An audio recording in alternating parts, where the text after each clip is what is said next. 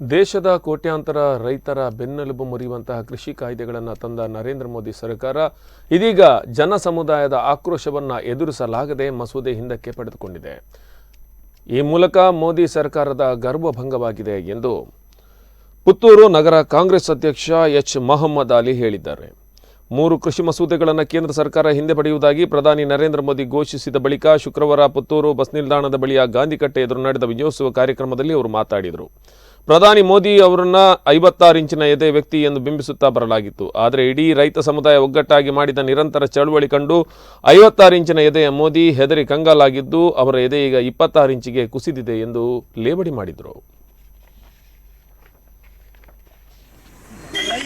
ದೇಶದ ಬೆನ್ನೆಲುಬು ಅನ್ಕೊಂಡ ಘೋಷಣೆ ಇಂದು ಮಾತಾ ರಾಜಕೀಯ ಪಕ್ಷಗಳು ಬಂದ್ಕೊಂಡ ಚುನಾವಣಾ ಸಂದರ್ಭಗಳು ಐದು ಜಾಸ್ತಿ ಬಿಜೆಪಿ ದಾಖಲೆ ಚುನಾವಣಾ ಸಂದರ್ಭಗಳು ರೈತರ ಮುದ್ದರಡು ಇನಿ ಬೆಲೆ ಬೇಟೆ ಭರವಸೆ ನೀಡಿ ಓಟಕ್ಕೆ ತಂದುಕೊಂಡು ನಂಚಿನ ಈ ಕೇಂದ್ರದ ಮೋದಿ ಸರ್ಕಾರ ಇನಿ ದೇಶದ ಭಾರಿ ಮಲ್ಲ ಬಂಡವಾಳ ಶಾಹಿ ನಂತರ ಅಂಬಾನಿ ಮುಖ ಅದಾನಿಗೆ ಈ ದೇಶಕ್ಕೆ ವಿಷಯವನ್ನು ತಂದುಕೊಟ್ಟಂತಹ ದಿವಸ